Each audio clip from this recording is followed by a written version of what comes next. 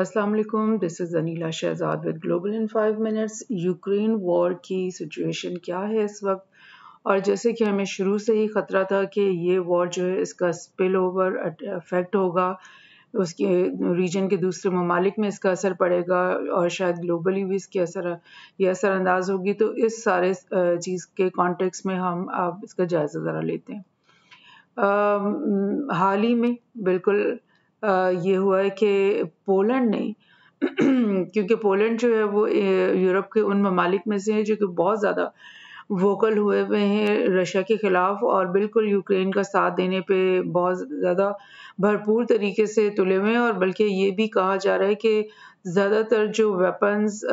Ukraine के अंदर enter हो रहे हैं वो पोलैंड के रास्ते से ही एंटर हो रहे हैं। तो ये नेटो का एक बहुत ही गहरा किस्म का एलाय बना हुआ है पोलैंड इस वक्त। तो पोलैंड ने क्या किया कि उसने जो रशियन एम्बेसी का वहाँ पे स्कूल था, रशियन एम्बेसी के लोगों के बच्चे वहाँ पढ़ते होंगे और भी,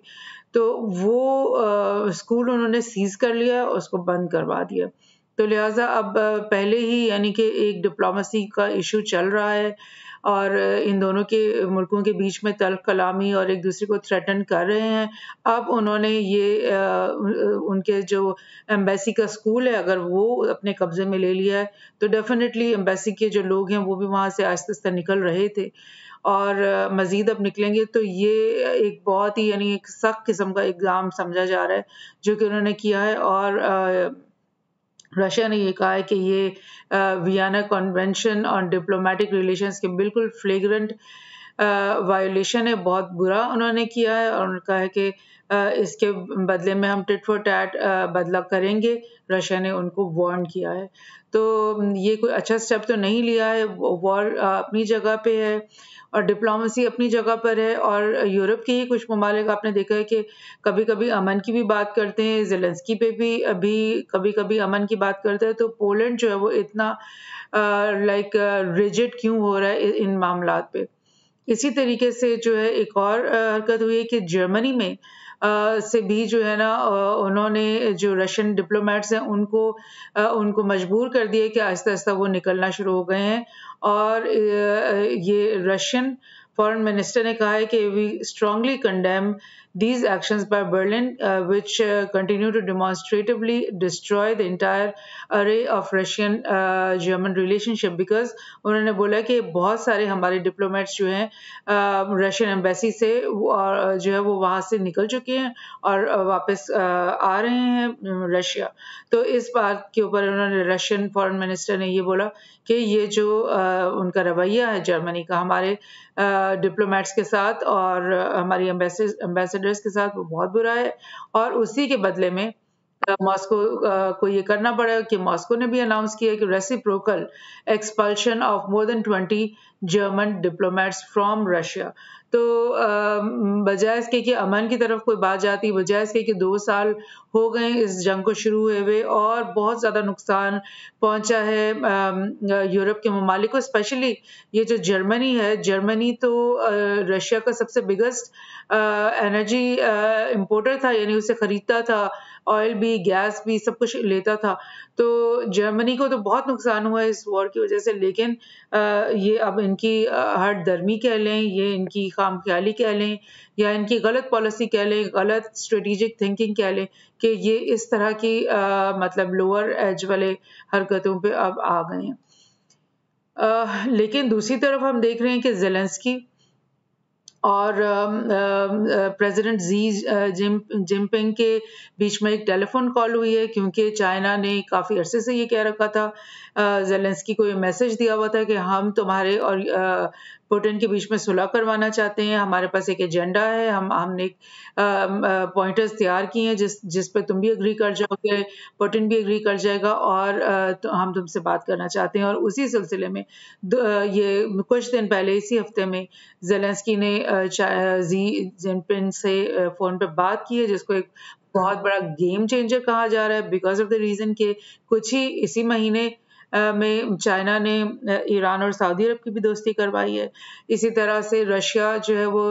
सीरिया और टर्की की भी दोस्ती करवाने की कोशिश कर रहा है। तो इस तरह से ये एक गेम चेंजर इवेंट्स जो हैं ये लोग कर रहे हैं। तो इसी सिलसिले में ज़ेलेंस्की ने, बिकॉज़ ज़ेलेंस्की को शायद ये समझ आ गया, क्योंकि अब ज़ेलेंस्की के खिलाफ करप्शन चार्जेस भी निकल आए हैं और जैसे उसके अपने ही लोग, अपने मुल्क के लोग जो हैं वो उनका दिल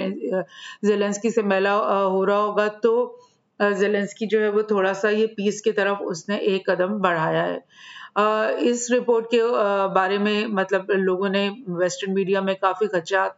का इज़हार किया कि क्या चाइना जो है वो यूक्रेन का पीस जो है वो ब्रोकर कर सकता है? क्या वो इन दोनों के ममालिक के बीच में पीस लेकर आ सकता है? ऑफ कोर्स लेके आ सकता है, क्योंकि वो रशिया का तो एक बहुत स्टॉन्च एलाय है ही, इसलिए वो अपनी दोस्ती के बलबूते पे उन पे प्रेशर डाल सकता है। मसला था नेटो का, मसला था ज़ेलेंस्की का कि वो उसको कब अकल आएगी और वो कब पीस की तरफ कदम बढ़ाएगा।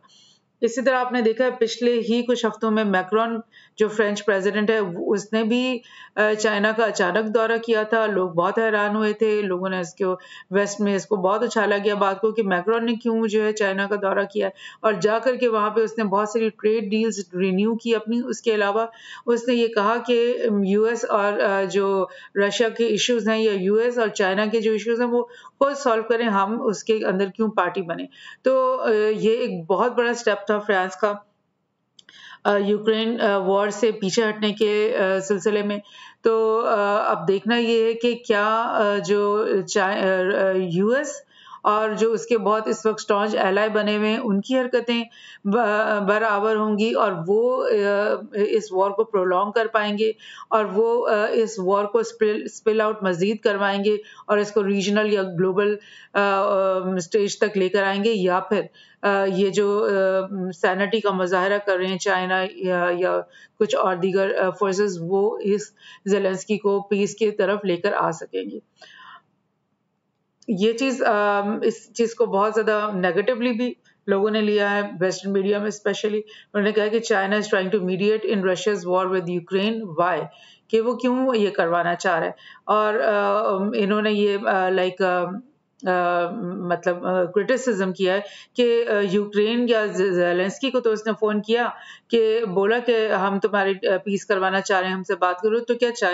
उन्होंने मॉस्को को भी ये कहा है, हालांकि ऐसी तो कोई बात नहीं है, मॉस्को और चाइना की तो आपस की विजिट्स होती रही हैं और इनकी आपस में बहुत हाई लेवल की मीटिंग्स, जी और पुतिन की भी मीटिंग्स होती रही हैं और डेफिनेटली उन मीटिंग्स में उन्होंने पीस के एजेंडा को की बात भी की है और उसी पुतिन के साथ जो मीटिंग हुई थी जी की, उसी में उसने वो पॉइंटर्स सामने रखे थे कि मेरे पास 18 पॉइंट एजेंडा है जिससे मैं ये पीस आप लोगों को करवा सकूंगा। लेकिन दूसरी तरफ क्या हो रहा है कि यूएस जो है वो जंग की जो हवा है उसी को बांधने पे मुसर है और वो मजीद जो है वो ऐसी बातें कर रहा है जिससे वॉर की तरफ बात जा रही है। अब जैसे कि जापान की ने कुछ 1-2 महीने पहले बोला था कि हम अपना $300 बिलियन का मिलिट्री बजट करेंगे और हम चाइना के खिलाफ तैयारी करेंगे। अब यूएस ने साउथ कोरिया का कि जो प्रेसिडेंट है उनसे मुलाकात कर ली है और उनसे billions of dollars US Korea deals की बात कर ली है, जो कि ये सामने आई हैं और ये जो है ये मिलिट्री डील्स हैं और इससे मजीद ये साबित हो रहा है कि ये लाइक ट्रेड डील्स भी हैं इसमें और इसमें ज़ाहिर है इनका आपस का मिलिट्री का भी वो सेटअप इसमें मज़ीद स्ट्रेंथन होगा, क्योंकि यूएस समझता है कि साउथ कोरिया जो है उसका एक बहुत स्टॉन्च एला है चाइना के खिलाफ और इसको वो किसी तरह से अपने हाथों से निकलने नहीं देना चाहता। तो जब ऐसी आप हवा बांधते हो और चाइना और रशिया के इर्द-गिर्द अपनी मिलिट्री टाइज़ को स्ट्रेंथन करते चले जाते हो, तो फिर ज़ाहिर है चाइना और रशिया भी फ़ील करते हैं कि वो थ्रेटन हो रहे हैं और किसी भी वक़्त जो है मज़ीद उनके ऊपर हमले मुख्तलिफ़ तरीकों से होंगे। तो इसी सिलसिले में चाइना ने ये SCO कॉन्फ्रेंस जो इंडिया में इस वक्त चल रही है, उसमें रशिया के जो डिप्लोमेट हैं, उन्होंने ये बात की है कि जो है उन्होंने एक तो क्वाड को बुरा भला कहा कि ये जो क्वाड बन गई है जिसका हिस्सा इंडिया, ऑस्ट्रेलिया, जापान और US हैं, वो मुस्तकिल हमारे खिलाफ रशिया और चाइना के खिलाफ जो है वो कार्रवाइयाँ कर रहे हैं और अलायंसेस कर रहे हैं और लाइक बिल्डअप कर रहे हैं, मिलिट्री बिल्डअप कर रहे हैं हमारे खिलाफ। तो क्योंकि ये लोग इससे बाज नहीं आ रहे और इंडिया में खड़े होकर ने ये बात की है, SCO क्योंकि इंडिया में हो रही है, तो उसने ये बोला कि हम भी अपनी जो कॉम्बैट रेडीनेस है, अपने इर्द-गिर्द के जो बेसेस हमारे पास हैं चंद, क्योंकि US के पास तो सैकड़ों की तादाद में दुनिया भर में बेसेस हैं, लेकिन रशिया के पास भी चंद हैं, 4-8 आप कह लो। तो किर्गिस्तान और ताजिकिस्तान 2 उसके जो बिल्कुल नेबर हैं कंट्रीज़, उनमें रशियन मिलिट्री बेसेस हैं और वो कह रहे हैं कि हम उन बेसेस में जाकर अपनी कॉम्बैट रेडीनेस को बेहतर करेंगे, बढ़ाएँगे, वहाँ पर अपनी मिलिट्री बिल्डअप को बढ़ाएँगे ताकि हम US और उसके जो एलाइज़ हैं, उनका मुकाबला कर सकें मुस्तकबिल में अगर कोई भी थ्रेट या वो हमारे साथ हरकत करते हैं। तो ये सब कुछ सिचुएशन चल रहा है। एक तरफ तो चाइना है जो कि चीज़ को ख़त्म